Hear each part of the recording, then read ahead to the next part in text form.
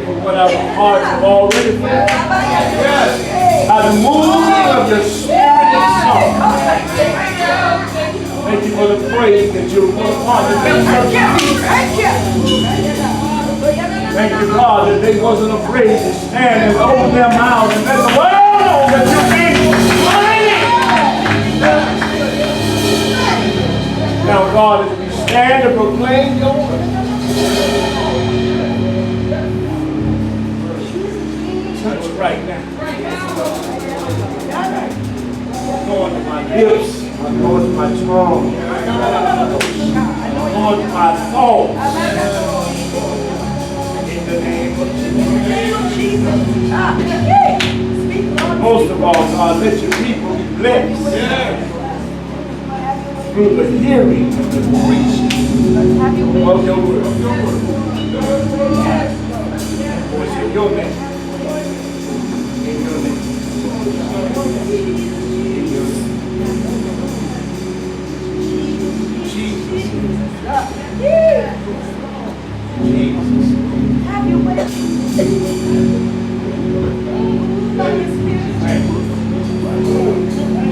Right.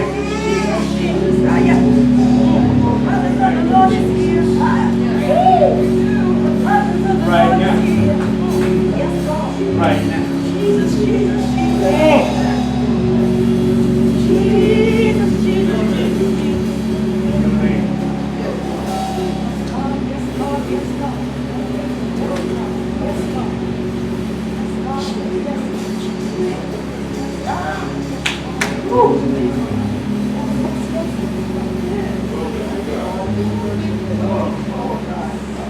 I want to share again this week with you from that 22nd chapter of the book of Genesis. But I can't preach what I told you I was going to. But the Lord told me I had to back up. All right. Yes, Lord. Yes, Lord. Because I got to lay the foundation before I can preach what I told you last week I was going to preach. Thank you. Day being Father's Day.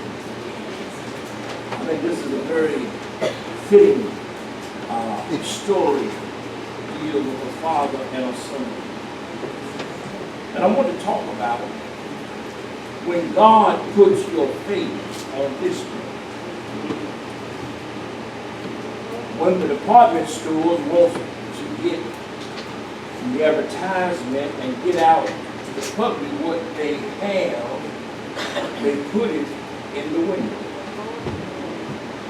They put it in the newspaper. They advertise what they have to say. But when God puts your faith on display, He's trying to show the world Himself through you. We are often baffled by the things we have to endure in life. The onslaught of these things keep us scratching our heads and searching our minds, trying to figure out why. We call friends, we visit churches, we hear the preacher, we come to Sunday school looking for answers, and we still leave asking ourselves over and over again, why me? Why am I the person that has to endure this hardship? I know people that are worse off than I am, and they seem to be doing fine. I know those that have no respect for God, don't show up at church, treat people any old kind of way, and they don't seem to be having a worry in the world. But I love the Lord. I attend church regularly. I come to Sunday school. I attend Bible class. Pay my tithes and offerings. Treat people right. But every time I turn around, there's one thing after another. Today I've come to tell you, regardless of what you are going through, remember, it is just God putting your faith on display. Sometimes we may even ask God, is it one test enough to show you how much I love you. But I see God is trying to get me to the next level. God will allow our faith to be tested to show the world who He is through the way that we live. Let me bring to the forefront a person that was called the father of faith. I wonder, how did he get that name? Was it a name that was just given him, or did he do something to earn that name? But I do understand that faith that cannot be tested cannot be trusted. Yeah. Don't put faith, don't put a lot of confidence in a faith that hasn't gone through the fire, because they can't tell you what it feels like and how to get out of the fire without being burned if they've never been into the fire. Some people say they can handle anything, but wait until trouble comes. Don't tell me how you're going to handle a crisis if you've never been in a difficult predicament. Because the pressure of a situation will have you doing some unusual things and saying some things that you thought you would never say. They will cause you to go down a street you thought you would never go down. Have you associated with people you thought you would never fellowship with. Unusual things do happen when we are going through our tests. But God knows what you can do. When you say you can't do it, God already knows you can do it. When your faith is tested, it has to be put on the battlefield of life. That's why the Apostle Paul says, why should I sail through the sky on a flowery bed of ease while others have fought to win the prize and sail through bloody seas? Why should your life be so easy? Everybody else's life so different. My God, when God tests us, He didn't just start with you and me. He tested Abraham's faith long time ago. God spoke to Abraham, and the text says, Abraham rose early in the morning. There's something about getting up early in the morning. Sometimes I get up early in the morning, go down and sit on the back porch before people began to move and the buses started to run, and you can hear the birds just singing. I can hear the creek behind the house just running. And if the wind is blowing, you can just see the treetops just waving. They waving to God, telling God, thank you.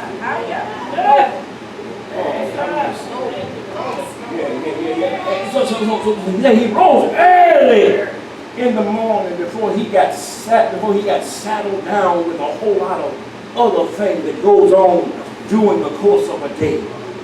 It says early in the morning he got up and saddled his ass and took Isaac, his son, with him. With prepared wood for the burnt offering and went to the place that God told him.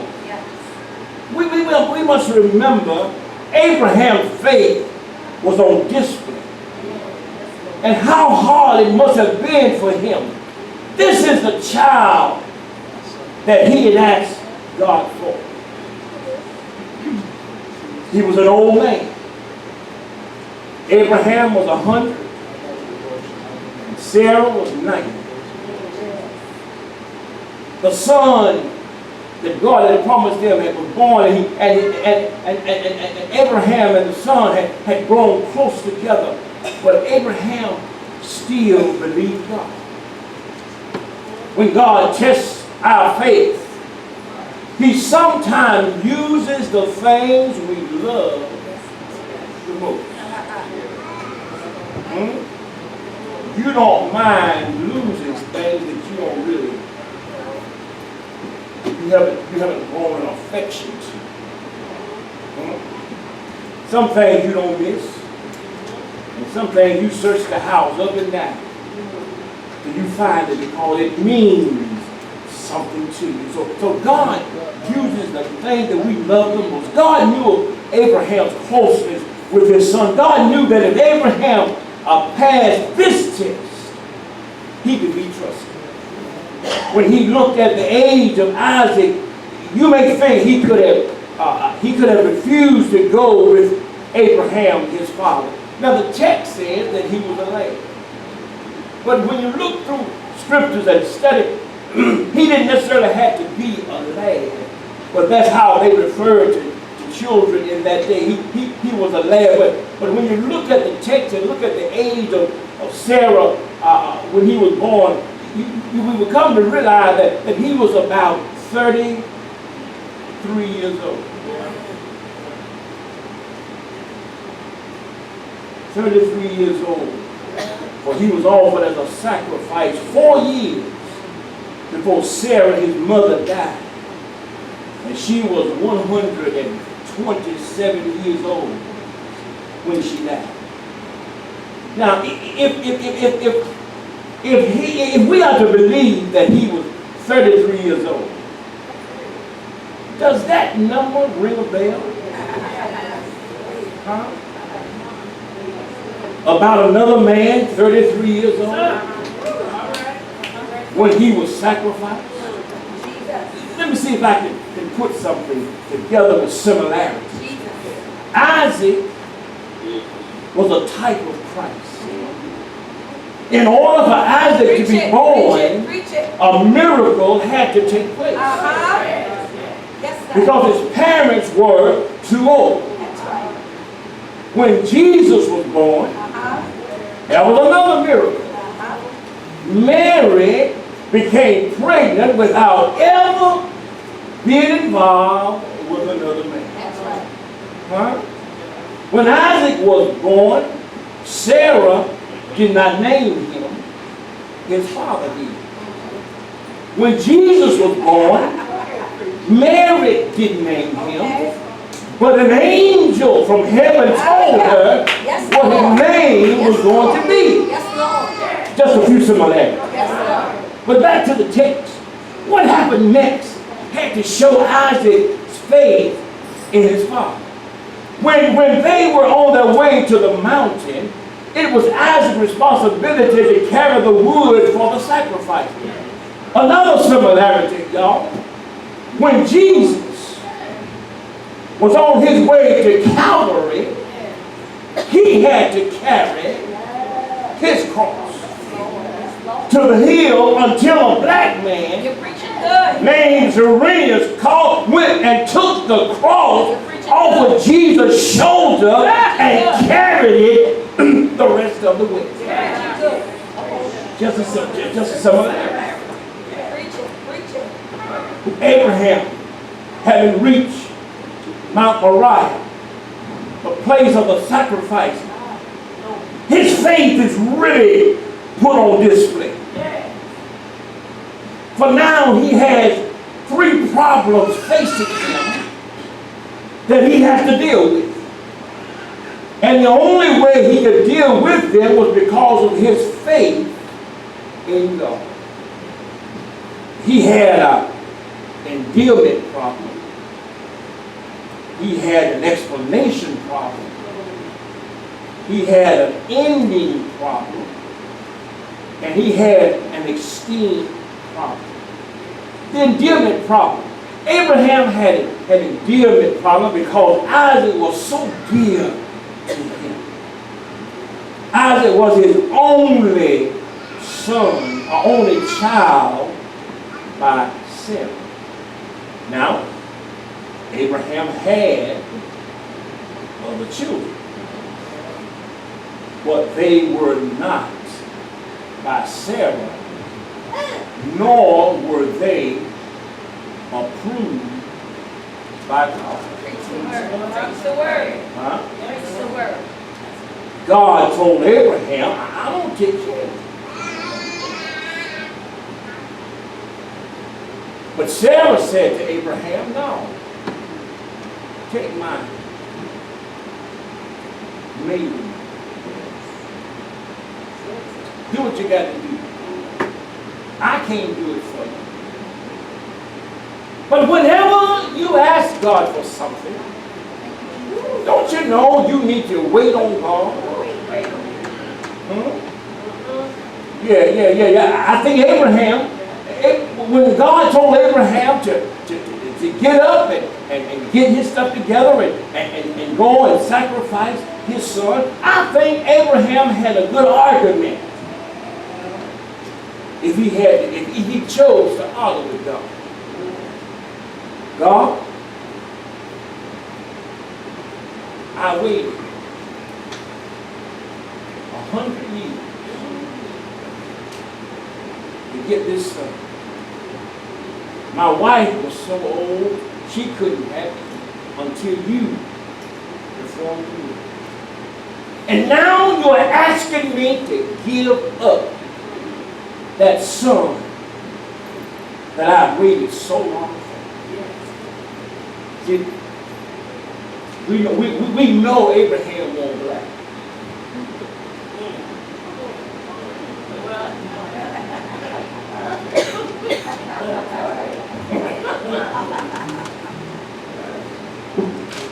The black man would argue with God. That isn't law, is it?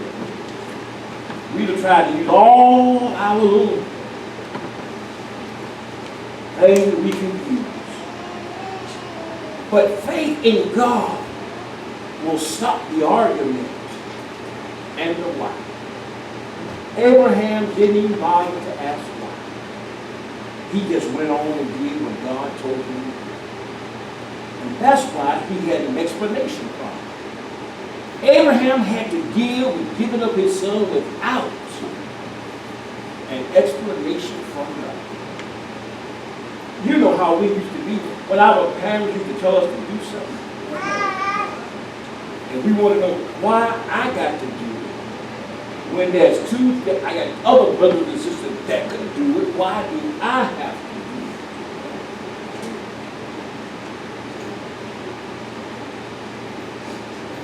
Your mama was like mine.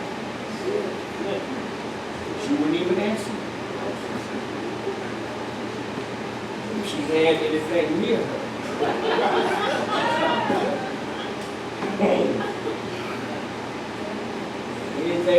anything she could try.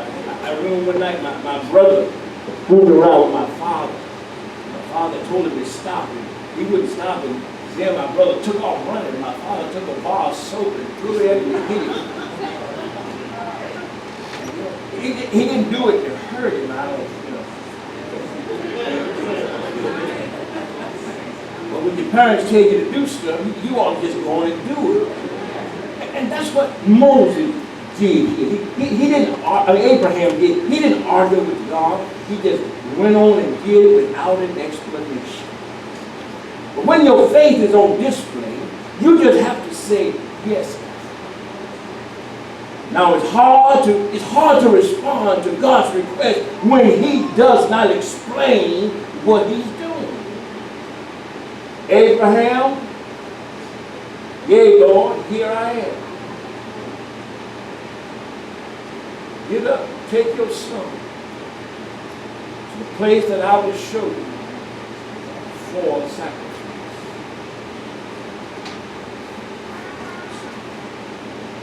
It's hard to respond to God's request when you don't know why God is telling you to do that. Lord, I know there's other sacrifice. He's probably talking to himself. But eventually, if you stay with God, you will understand. In any case, we would do well to do it just because God said. Some people want to know the when, the why, and how things are going to work. But when God speaks to you, these things are not important. At the time that God tells you that you ought to do something, you ought to just pack your bags, get your head, and get saved. All right. You ain't got time to fool around with folks. You just got to go on and do what God has called you to do. And then he had an ending problem. Abraham knew that Isaac was a promised child from God. So in Abraham's mind, he wondered, how would God keep his promise that he was going to bless Abraham and his seed, and he was going to multiply his seed, when God had told him to go up to Mount Moriah and sacrifice his only seed? How could God multiply without having anything to start? Oh my God. But right here, Abraham is acting like we do. God says something, and we try to figure out the how he's going to do it. It should never be how or when. You just be ready for your blessing. In all of Abraham's excitement and maybe his concern, he forgot that God is the best at taking nothing and making something. When you go all the way back to the beginning, you know God took nothing and made everything. Made it in 6 days, and on the 7th day he rested. And every time he made something, he looked at it and said, "It's good." I think God was just marveling over what he had done. Because God is able to shape it, make it, mold it like he wants to, and then look at it and say, "It's good." Yeah, Abraham forgot that there was nothing before God stepped one foot on land and one foot on the sea. Created the world, created the water, created the stars, the moon. He done it all out of nothing. I was watching this guy that comes on TV. I was watching because I like the way he talks. Not that I like what he's saying, but I think he knows. Pastor Jimmy out of Philadelphia. He had some Muslims on his show one day, and they were debating God. One of the guys said that God came from matter.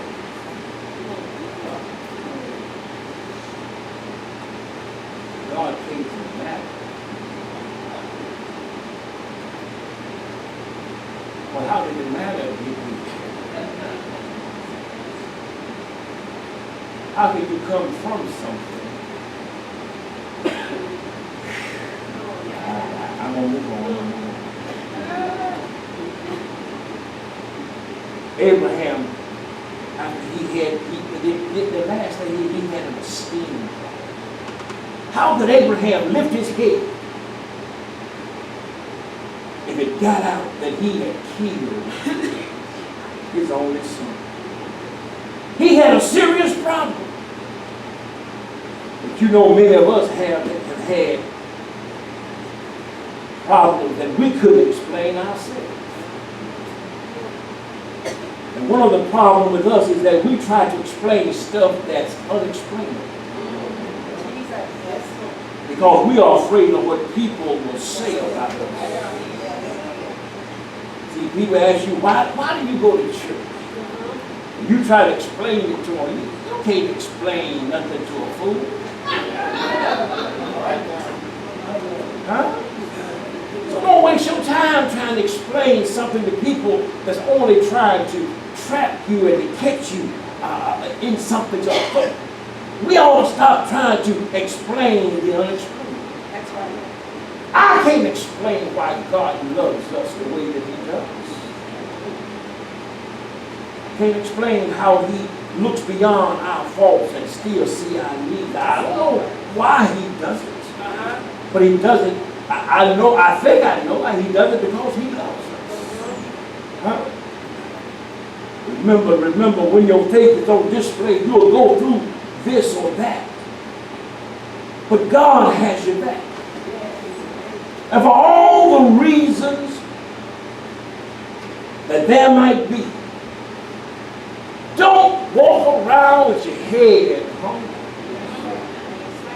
Abraham didn't have to be ashamed of nothing, because nobody had ever been in the place that Abraham was.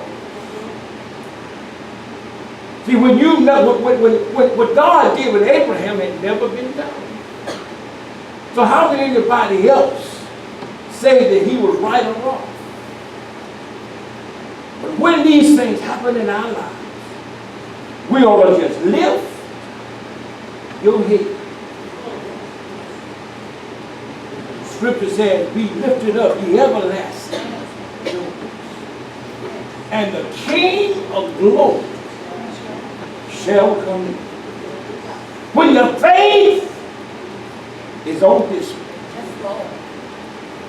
tell me, is there anything that God cannot do? I may not understand why he does what he does, but I'm just glad that he do it all for me. Sometimes my faith is not strong enough to carry me where I need to be, but I'm so glad that my faith in him is able to go beyond where I am right now. Because I don't know what tomorrow might bring, but I do know who holds tomorrow in the hollow part of his hand. My faith might say, stop. But I hear God saying, come on. I've already made the way for you. My faith is on display because the Lord wants you to know that he can trust me. My faith is on display when I don't know where my next meal is going to come from. Somehow God makes a way. Don't know how I'm going to make it. Walk the floor sometimes. Don't know what tomorrow is going to bring. But when tomorrow shows up, my God has already worked it out. My faith in him will carry me when nothing else will. When everything else gives out, my faith will hold me. My faith will keep me. My faith.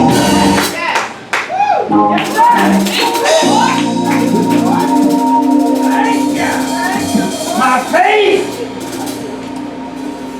looks up to thee, O Lamb